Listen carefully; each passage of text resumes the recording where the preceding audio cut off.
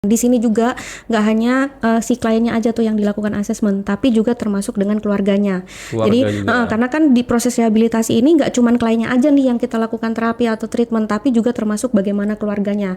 Karena kan kenapa seseorang menggunakan kan bukan hanya karena faktor tunggal tuh. Saya pernah menyebutkan bahwa itu bukan karena faktor tunggal, tapi bisa juga ada permasalahan di keluarga. Klien siswa tua ini menemukan masalahnya sendiri dan jalan keluarnya sendiri akhirnya Betul.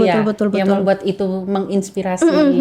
Dan seiring berjalannya waktu si klien ini pun merasa bahwa ya udah mau kayak gimana lagi sih, saya memang perlu untuk berdiri di kaki saya sendiri untuk bertahan dengan pemulihan ini. Ketika melihat klien yang akhirnya berhasil pulih, ya kan, dan kembali ke masyarakat, ini kan kenceng stigma ke masyarakat. Perasaannya apa yang bisa Sister rasakan sebagai konselor?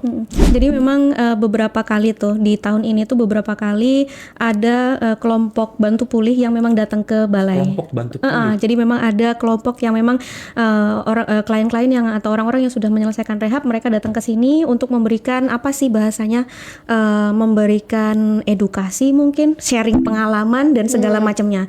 Sebenarnya lebih kepada sharing pengalaman ya, bukan ke edukasi, tapi lebih pada sharing pengalaman tentang bagaimana cara mereka bertahan di luar. Ngobrol seru dan asik seputar rehabilitasi bersama Radio Bareta.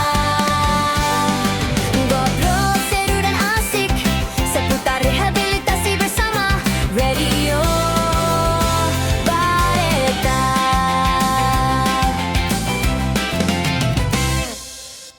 Saat ini sahabat Bareta ditemani oleh saya Dedi dan Dina. Oke, dan Sis Dina di sini. Hari ini kita akan berdiskusi dengan tema berbagi kisah inspiratif 11 tahun mengabdi di BNN dan memperingati tentang HUT BNRI ke-24 tahun ya, Sis ya. Obrolan kita hari ini akan sangat menarik. Jadi sebelum kita membahas lebih lanjut tentang topik pada hari ini, kami mengajak sahabat Bareta untuk menyampaikan pertanyaan kepada narasumber kami nantinya. Sahabat Bareta juga dapat mengakses pada radio kami di radiobareta.com pada menu testimoni atau dapat menghubungi kami melalui WhatsApp di nomor 08777165162. Pada musik edisi hari ini kita akan bersama-sama mengenal lebih dalam tentang berbagai kisah inspiratif 11-12 tahun nih mengabdi di BNN dan memperingati HUT BNN ke-24 tahunnya.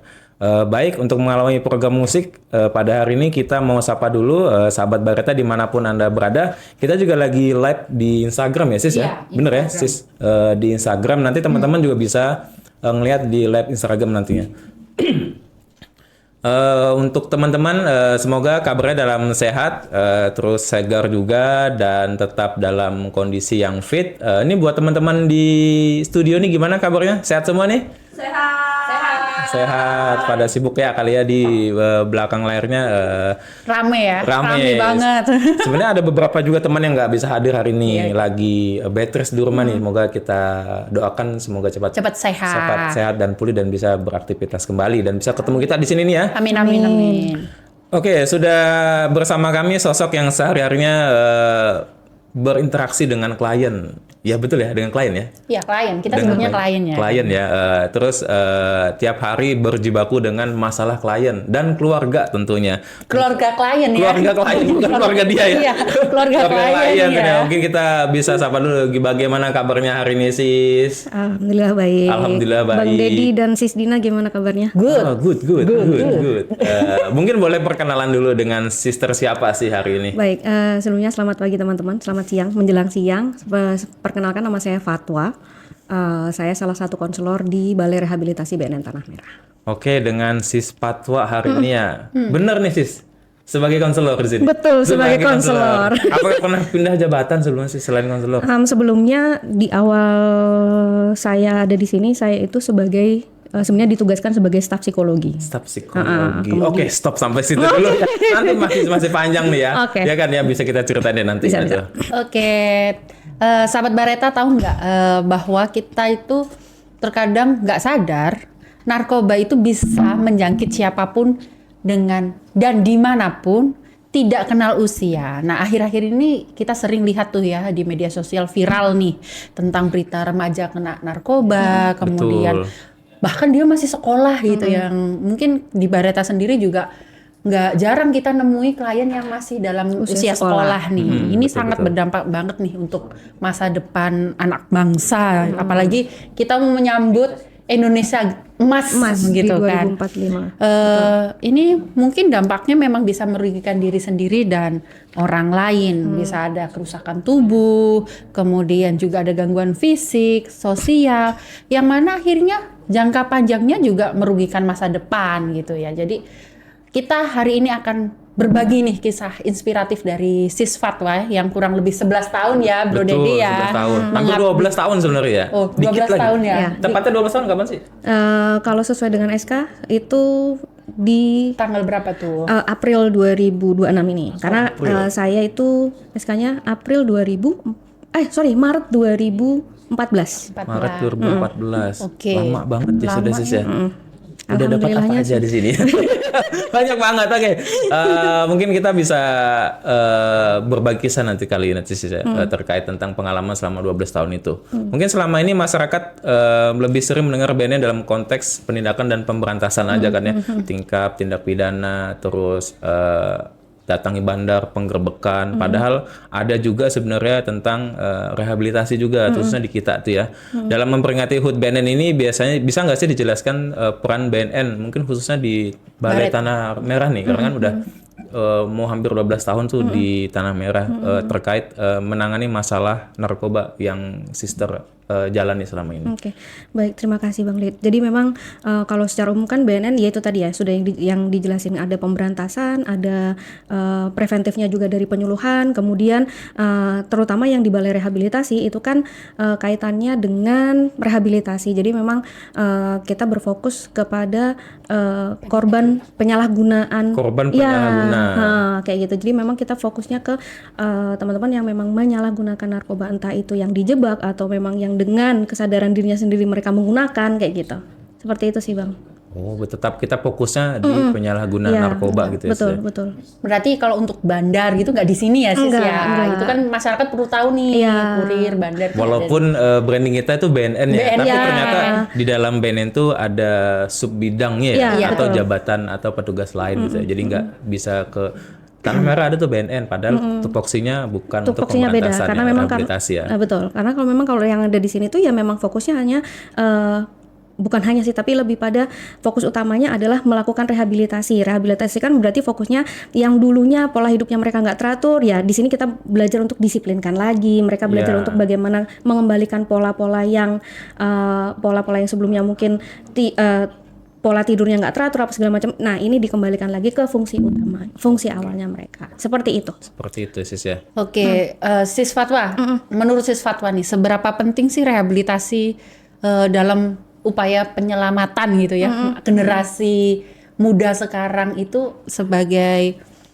konselor nih, menurut Sis Fatwa nih upaya penyelamatan apa nih yang dilakukan oleh Yang bisa kita Yang lakukan bisa sebagai kita konselor lakukan. deh. Oke, sebenarnya yang bisa kita lakukan ya itu tadi, kalau dibilang apakah rehabilitasi itu penting, ya memang dianggapnya memang sangat penting gitu, karena kan taunya jangan sampai kita tuh hanya sebatas taunya kalau dia salah, dia tuh bandar, dia kurir, udah di penjara aja gitu, enggak hanya sebatas itu, tapi kan kita cari tahu lagi nih dia penyalahguna atau bukan. Kalau misalkan penyalahguna ya berarti larinya ke rehabilitasi begitu, jadi enggak hanya tentang dia salah kemudian dia di penjara, enggak hanya sebatas itu. Jadi Tapi emang perlu apa namanya itu, ada sosialisasi juga dari pihak BNN-nya juga Betul. ya. Terus ada juga asesmen malah gitu kan. Karena kan klien-kliennya Mas Kus ini kan juga berawal dari dia harus di asesmen dulu, kita perlu tahu, di screening dulu, kemudian dilakukan asesmen seberapa parah dia menggunakan, kemudian barulah kita bikin rencana rawatan dan segala macamnya itu.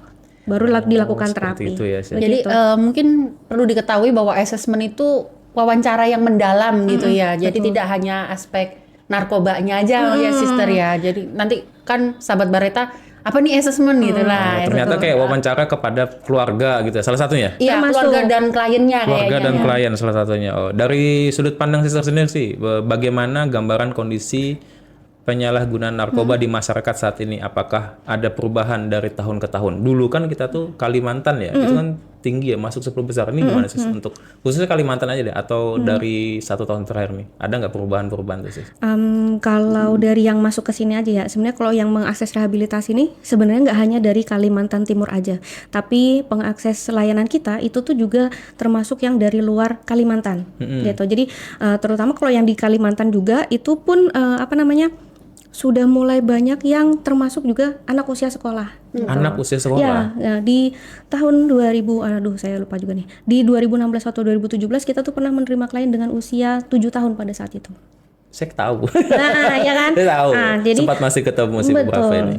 Dan semakin ke sini, kalau dulu kan mungkin penggunaannya tuh sabu, putau, yang kayak gitu-gitu kan. Nah, sekarang itu tuh udah itu banyak yang pakai lem. Nah, apalagi kan kalau misalkan dengan uang yang uang 100.000 ini kan hitungannya juga nominal yang nggak kecil ya, apalagi untuk dan mudah itu bagi sebagian orang mudah caranya. Betul, untuk sebagian orang itu mudah, tapi untuk pelajar ini kan sebenarnya juga nggak gampang, tahu maksudnya dengan uang segitu. Makanya mereka pun bisa jadi patungan untuk mendapatkan barang kayak gitu. Termasuk ya itu tadi mengakses lem, nyari lem kayak gitu, bukan mengakses tapi lebih pada mencari lem. Karena ya nggak sedikit juga yang di warung-warung pun juga udah dijual tuh. Jadi mereka pun juga dapatnya ya di warung yang di pinggir jalan. Iya, warung-warung di pinggir jalan. Lem maksudnya. Termasuk nyari lem apa segala macam itu kan ya, juga karena kan lem kan memang diperuntukkan ya untuk ngelem furnitur ya. Cuman disalahgunakan. Disalahgunakan ya, untuk kan? itu. Penyalahgunaannya plastik model seperti itulah yang kita udah lihat secara umum lah ya, teman-teman bisa lihat sih di media sosial atau di website, bahkan di konten IG, YouTube itu kan banyak ya, penyalahgunaan terkait lem itu ya. Termasuk juga mungkin ada juga yang di kalangan pelajar juga yang menyalahgunakan termasuk bensin, obat-obatan, obat batuk. Itu kan juga batuk, cuman dalam berapa banyak gitu ya, nggak bisa satu aja. Mungkin satu dus, 2 dus kali. Itu kayak disponsori mah itu ya. Bukan endorse itu, tapi memang disalahgunakan. Memang disalahgunakan untuk itu. Oke, Sis Fatwa, banyak nih masyarakat yang mungkin belum terlalu memahami sebenarnya Bareta ini menyediakan layanan apa saja sih yang tujuannya untuk membantu pemulihan para klien ini. Baik, terima kasih Sister Dina. Jadi seperti yang Sister Dina tadi udah sampaikan juga ya, bahwa sebenarnya kita di awal itu klien masuk kita tuh akan melakukan screening, kita lakukan assessment. Di sini juga nggak hanya si kliennya aja tuh yang dilakukan assessment, tapi juga termasuk dengan keluarganya. Jadi karena kan di proses rehabilitasi ini nggak cuman kliennya aja nih yang kita lakukan terapi atau treatment, tapi juga termasuk bagaimana keluarganya. Karena kan kenapa seseorang menggunakan kan bukan hanya karena faktor tunggal tuh. Saya pernah menyebutkan bahwa itu bukan karena faktor tunggal, tapi bisa juga ada permasalahan di keluarga kayak gitu. Jadi makanya ada hal-hal yang memang perlu diselesaikan juga di keluarganya mungkin kayak gitu. Selain asesmen keluarga, kita juga ada psikotes, kemudian kita juga punya di Balai Rehabilitasi BNN Tanah Merah itu juga punya layanan e-corner, kemudian ada juga tuh yang namanya mobile Bareta. Jadi kalau misalkan dia masih di wilayah Samarinda, kemudian keluarga nggak bisa nganter ataupun nggak bisa datang ke sini gitu kan, kita bisa memberikan layanan itu kepada mereka. Penjemputan maksudnya? Penjemputan. Nah, jadi kita juga bisa memberikan layanan itu asal masyarakat itu mengakses, dan itu bisa menghubungi ke BNN kayak gitu. Sebenarnya teman-teman yang misalnya mau dapat fasilitas di BNN, gambaran umumnya tuh bisa akses di website radiobareta.com. Di sana ada layanan tuh. Salah satu layanan itu ada di mobile Bareta, e-corner dan tentang edukasi juga. Lengkapnya juga ada juga di website BNN tuh. Ya kan ya? Betul sih. Betul. Nah, ini ada pertanyaan Sis terkait, kita ada live di IG kan ya? Iya. Mungkin Sis bisa jawab nih. Sister, dari Sister Fikri kalau nggak salah. Dari sekian banyak klien yang pernah Sister tanganin, ada nggak kisah klien yang paling menginspirasi? Boleh dong di-share ke Sobat Bareta semua. Yang paling menginspirasi. Jadi klien aneh banyak sebenarnya, ya kan? Klien aneh pasti banyak. Tapi yang menginspirasi dulu lah. Semuanya menginspirasi, tapi ini yang paling gitu. Yang paling inspirasi. Sebenarnya bukan, saya cukup gini. Kebanyakan dari klien-klien ini kan akan berpikir kalau dia bisa berhenti kalau misalkan punya keluarga. Jadi saya pernah punya klien yang dia tidak punya, maksudnya bukan tidak punya keluarga ya, keluarganya tuh ada, hanya aja karena case-nya terlalu banyak di luar gitu. Jadi pada akhirnya si klien ini pun merasa bahwa sepertinya keluarga saya tidak akan mau menerima saya lagi. Dan pada akhirnya dia juga diceraikan sama istrinya, kayak gitu-gitulah. dan seiring berjalannya waktu si klien ini pun merasa bahwa ya udah mau kayak gimana lagi sih, saya memang perlu untuk berdiri di kaki saya sendiri untuk bertahan dengan pemulihan ini. Bahasanya tuh seperti itu. Dia ngomong gitu. Ya mau gimana lagi, karena ya sudah nggak ada yang peduli nih, ibarat kata kayak gitu. Pun pada akhirnya ya saya merasanya bahwa ada kok yang dia bisa pulih, bisa produktif lagi itu tanpa dukungan dari keluarga. Karena banyak yang berpikir kalau aku nggak ada keluarga nanti aku nggak bisa pulih dan segala macamnya. Padahal kan semuanya balik lagi ke diri sendiri dulu. Dan Ada itu nggak banyak kemauan? nggak diketahui oleh klien-klien di luar ya. Jadi kalau misalnya nggak ada dukungan keluarga, ya udah rusak aja sekali. Padahal ada suatu gambaran dari klien yang pernah siswa alamin, itu bisa berdiri dengan kaki sendiri, ya kan? Ibarat Walaupun kata sebenarnya masalah itu ya kita nggak tahu masalah itu udah datang duluan kah, dia atau sebelum penggunaan atau setelah penggunaan. Iya. Ya, jadi masalah itu tuh ya beriringan gitu. Beriringan. Bahkan ketika dia ada di sini tuh dia juga udah mendengar kabar bahwa sepertinya nanti saya keluar dari sini tuh udah akan diceraikan sama istri saya. Jadi memang itu pun proses mau pisah kayak gitu. Jadi ya saya rasa itu termasuk salah satu ya, kalau dari sekian banyak ya mungkin itu salah satu yang saya berpikirnya masih bisa kok bertahan sampai sekarang juga, dan saya rasa juga sekarang juga lebih produktif gitu. Jadi dia menemukan klien siswa tua ini menemukan masalahnya sendiri dan jalan keluarnya sendiri akhirnya betul. Yang membuat itu menginspirasi. Tapi tetap dibantu kan ya? Iya, tetap dibantu. Dibantu ya. Tetap dibantu. Ya kan? Soalnya kalau dia masih dalam fase penggunaan aktif, otomatis secara pola pikir kan masih ngerasa kesana apa sih? Nah, Terus mungkin gitu ya? betul Bang Dedi. Sorry. Jadi memang betul Bang Dedi. Jadi memang bisa jadi tahan nafas dulu, santai 2 kali di repeat dia. Agak-agak aneh ya Bu ya, kayak jadi horor gitu ya Bu. Jadi memang gini Bang Ded, memang apalagi ada klien-klien juga yang merasa bahwa atau mungkin masyarakat yang di luar sana gitu yang merasa bahwa mungkin saat ini saya masih belum punya masalah kok dengan itu, merasa bahwa penggunaan saya ini belum bermasalah gitu. Denial. Dan termasuk salah satu klien saya itu juga merasakan kayak gitu. Saya nggak masalah kok dengan ini. Toh saya pakai duit saya sendiri. Saya nggak merugikan orang lain gitu. Itu sebelum rehab berarti ya? Itu pada saat di awal. Pada di awal wajar ya. Ada juga yang seperti Tapi itu. pas di gitu. tengah-tengah mulailah dia bergeser tentang pola pikirnya betul. gitu. Nah, ini terkait ini Sis. Siapa saja yang terlibat dalam proses penanganan klien? Apakah hanya konselor saja seperti siswa atau ada tenaga profesional lainnya gitu? Kayak saya gitu kan. Saya kan ngudak-ngudak aja ya. Iya. Anda dulu. Gimana sih selain tenaga konselor, apakah ada deh tenaga profesional lainnya? Betul. Baik. Jadi memang sebenarnya yang ada di rehabilitasi ini klien itu nggak cuma ditangani sama konselor. Benar sih, di asesmen awal, screening, asesmen awal itu pun juga sudah ada pelibatan dari profesional lain seperti perawat, dokter. Perawat dokter, Terus ada psikolog juga. Ada psikolog. Ini psikolog biasa atau psikolog klinis? Psikolog klinis. Psikolog klinis. Kemudian perawat, dokter, psikolog klinis ada. Diginin dihitung. Kemudian ada pembina mental juga. Pembina mental juga ada. Karena itu nanti di program lanjutannya ada pembina mental, kemudian ada vokasionalnya juga.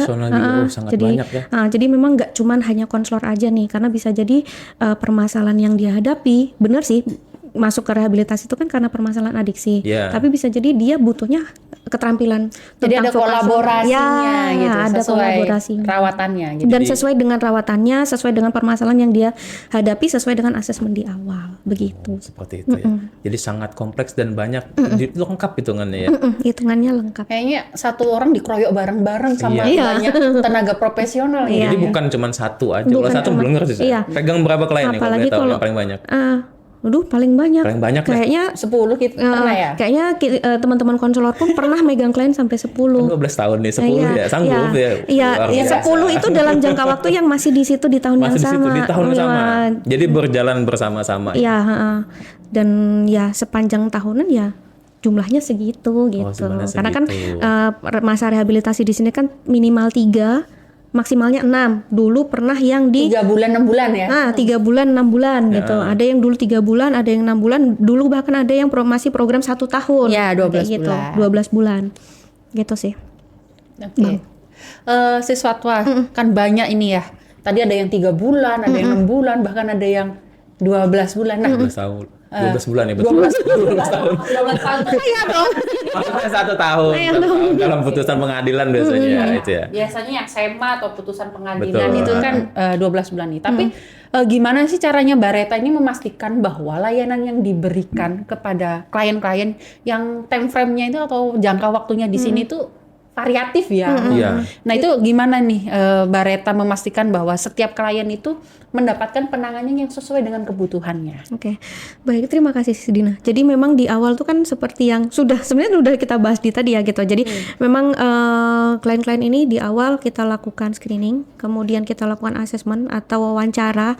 Jadi wawancara ini nggak hanya tentang pemakaiannya dia, tapi juga termasuk bagaimana permasalahan di keluarga, kemudian bagaimana tentang pekerjaannya dia, kemudian tentang bagaimana kondisi psikologisnya dia, apakah memang pernah, misalkan kan klien-klien begini tuh kan bisa jadi ada kondisi pernah percobaan bunuh diri misalkan dan segala macamnya itu. Jadi termasuk nggak hanya dari asesmen yang dilakukan sama konselor, tapi juga termasuk asesmen keluarga yang sudah saya sampaikan tadi. Dan dokter pun juga melakukan, dokter perawat pun juga melakukan asesmen. Jadi itu nanti yang setelah asesmen dilakukan, dibuatlah rencana terapi. Jadi kita juga lakukan namanya konferensi kasus di mana kita membahas kasus-kasus klien dan kemudian kita membuat rencana ke depannya mau diapain sih klien ini, begitu. Makanya Ukurannya si klien ini tadi sudah mendapatkan penanganan yang sesuai itu diukur nggak sih di Bareta ini, Sister? jadi memang Hasilnya setelah dilakukan konferensi, dilakukan assessment. Nah, hasilnya setelah menjalani ini, apakah setiap klien ini tadi diukur gitu tingkat keberhasilannya? Gitu? Betul. pasti. Jadi memang klien-klien yang masuk ke sini itu pada saat nanti dia akan keluar itu juga dilakukan pengukuran tuh bagaimana tentang kualitas hidupnya dia seperti apa, bagaimana perubahannya dia ada di tahap perubahan yang apa. Nah, jadi kita juga lakukan itu. Terus kemudian setelah dari rehabilitasi di tahun 2026 ini kan ada kebijakan juga tuh tentang bagaimana pemantauan pemulihannya dia. Jadi kita juga melakukan pemantauan itu juga. Berapa lama itu pemantauan, Sis? Pemantauan yang dilakukan itu sekitar 3 sampai dengan 6 bulan. 3 sampai 6 bulan Setelah setelah pulang sampai masih ada maintenance itu ya? Iya. Dari balai ya? Oh, sangat segitunya gitu ya. Kalau yang di sebelum-sebelumnya kita pantau itu melalui layanan e-corner. Layanan Gitu kan kita e-corner. punya layanan juga tuh. Betul. Ya, bisa diakses teman-teman di Silakan nanti diakses di- radiobarita.com. Kalau mau konsultasi juga masyarakat bisa ya? Bisa. Betul. Di layanan Betul. e-corner. Nah, teman-teman bisa sebenarnya akses di website, bisa juga akses di Radio Bareta, juga bisa lihat di postingan di Instagram. Karena yang teman-teman lebih banyak update di Instagram tuh karena cepat ditangkap oleh masyarakat. Nah, terkait ini Cil, Cil ya ini. Refleksi nggak mulai nih. apa-apa. Nggak apa-apa. Cil. Tadi udah. Mulainya ditahan. aman. Udah ditahan. Mulainya aman. Sis. Kok jadi Acil? Tadi nanti berubah di panggilan kayaknya. Oke, Sis Patwa kembali ke Sis Patwa. Ketika melihat klien yang akhirnya berhasil pulih, ya kan, dan kembali ke masyarakat, ini kan kenceng stigma ke masyarakat tuh. Perasaannya apa yang bisa Sis rasakan sebagai konselor?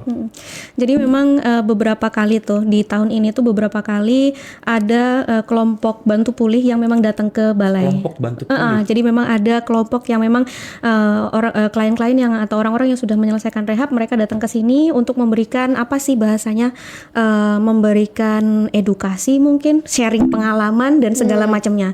Sebenarnya lebih kepada sharing pengalaman ya, bukan ke edukasi, tapi lebih pada sharing pengalaman tentang bagaimana cara mereka bertahan di luar. Jadi ada kelompok bantu pulih? Ada. Di Kalimantan Timur itu ada. Ada. Jadi nggak ditinggal ya? Sebenarnya ada komunitas tuh. Ada Tinggal komunitas mau itu. datang atau Tinggal, enggak, mau ikut betul. atau enggak gitu mungkin ya. Termasuk yang tadi yang saya sampaikan bahwa saya juga pernah punya klien tuh yang awalnya juga ikut itu. Ikut gitu. itu. Ikut itu dan pada akhirnya ada juga tuh yang dulunya nggak pernah ikut terus akhirnya merasa butuh dan akhirnya join. Ini bukan NE kan ya? Bukan. Sama. Iya, ya itu NE. Oh, NE. Ya.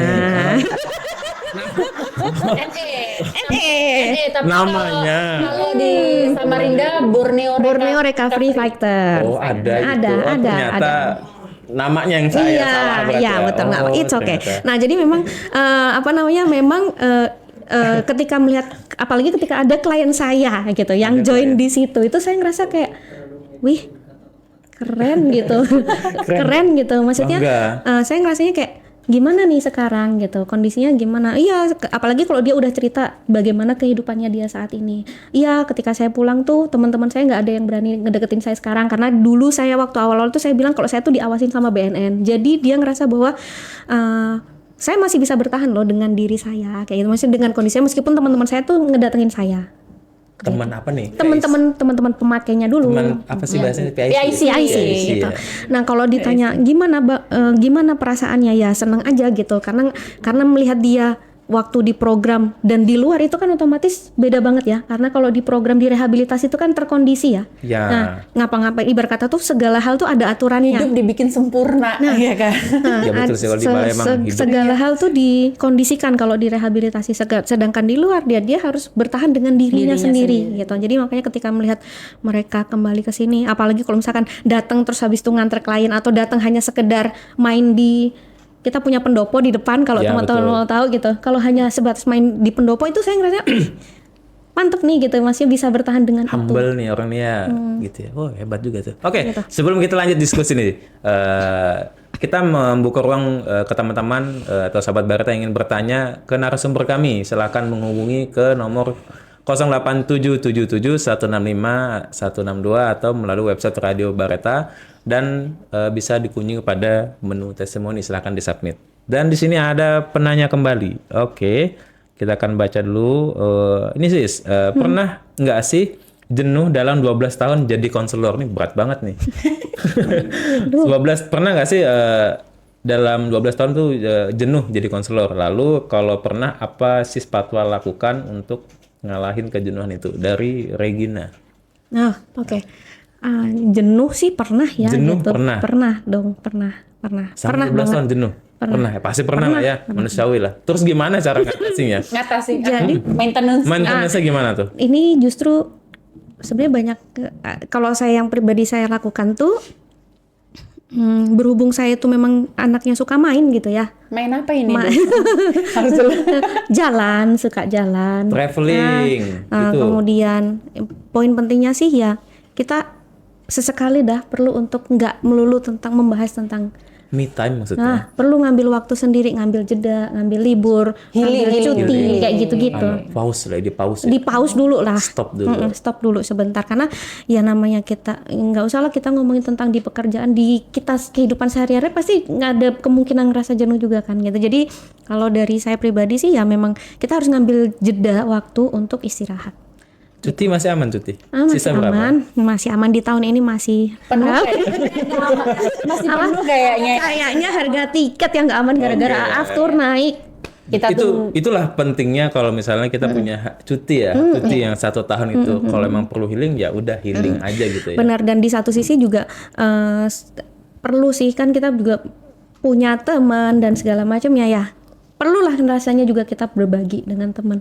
Sharing cerita itu saya rasa juga perlu.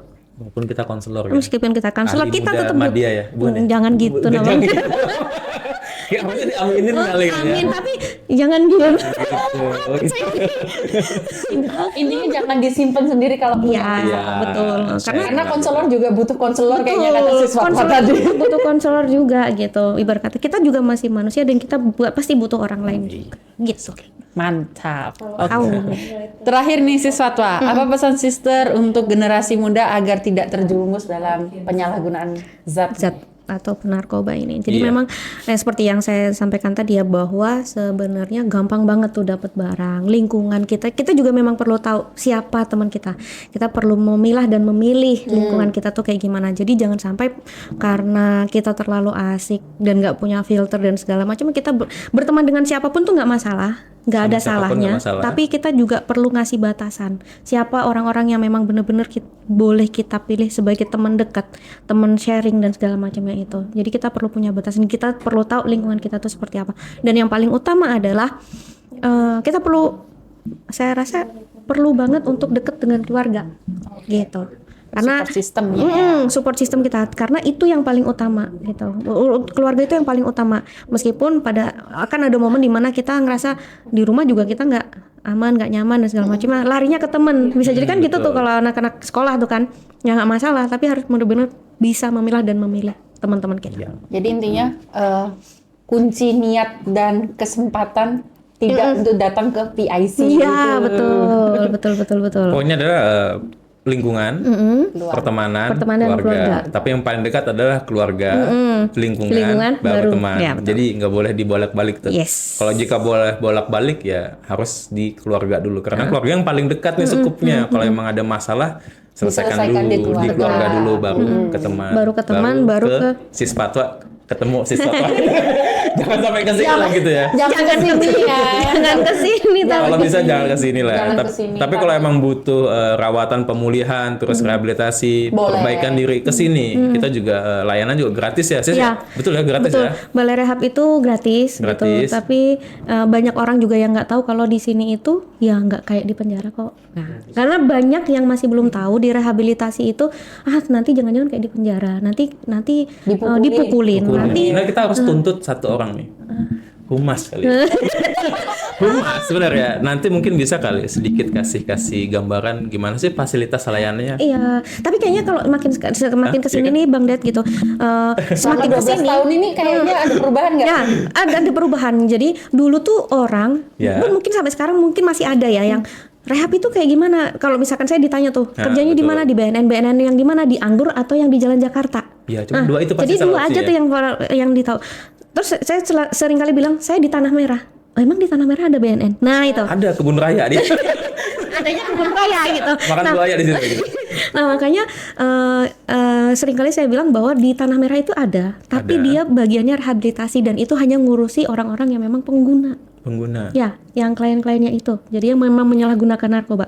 Oh, ada ya di sana. Iya, gitu. Jadi memang semakin kesini saya rasa juga zaman semakin canggih. Iya, betul. Bisa diakses dari manapun dan kapanpun asal punya sinyal gitu kan. Iya, Ya. karena kan kita masih di Kalimantan ini masih di pesisir. Nah, ya, betul. Kalau udah masuk ke tengah pulau itu ya, nah, itu kan kadang sinyal masih naik turun tuh. Tapi memang untuk mudahnya sebenarnya lihat di medsos yang paling gampang kan, Ya, paling di gampang. website yang resmi milik kita itu bisa tuh di situ ada layanan-layanan kita. Nah, betul sih ya? Betul, ya? betul sekali. Oke, sekarang closing statement deh, pesan-pesan dan pesan-pesan deh. Untuk generasi muda menjelang Indonesia emas Menjelang menjelang Indonesia emas 2045, yang paling utama adalah sayangi dirimu, sayangi keluargamu, jauhi narkoba, itu aja lah. Yang paling penting adalah komunikasi juga. Komunikasi. Komunikasi yang asertif. Asertif. Ih, Ya. berat kali kita ngomong asertif. Oke, terima kasih Sister atas waktunya. Nggak terasa udah sebenarnya 35 atau 30 menitan lebih ya kita ada Ngobrol berdiskusi, ngobrol-ngobrol. Nanti kalau misalnya mau ngobrol sama Siswata boleh nanti silahkan e-corner. aja lewat e-corner nanti akan difasilitasin. Sahabat Bareta, semoga obrolan singkat pada musik hari ini bisa menjadi bekal buat kita semua untuk menjadi pribadi yang lebih peduli dengan sesama dan percaya akan proses rehabilitasi, proses untuk hidup juga buat kita yang ingin menjalani pemulihan. Untuk sahabat Bareta yang ingin mengakses layanan lebih mudah, lebih cepat, lebih akurat, silakan mengakses di radiobareta.com. Nanti di sana akan ada menu layanan dan banyak fitur-fitur yang kami sediakan, dan kami juga mengajak sahabat Bareta untuk mengikuti berbagai platform kami di media sosial di info radiobareta.com, info BNN _rehab Tanah Merah itu di Instagram. Silakan di follow dan silakan DM jika ingin butuh pertanyaan, informasi. Nanti ada juga nomor WA di sana. Sahabat Bareta, ya. Oke, sahabat Bareta dapat memberikan komentar melalui website kami di radiobareta.com pada menu testimoni.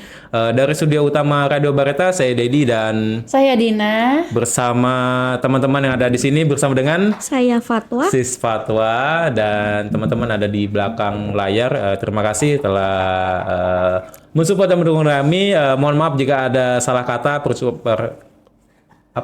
ucapan, perkataan, perbuatan yang tidak dalam obrolan yang memang tidak menyenangkan. Kami mohon maaf dan minta ridhonya. Sampai jumpa di obrolan seru lainnya. Radio Bareta, ruang advokasi dan informasi orang tua dan keluarga. Keluarga sehat, keluarga bahagia. Seru dan asik seputar rehab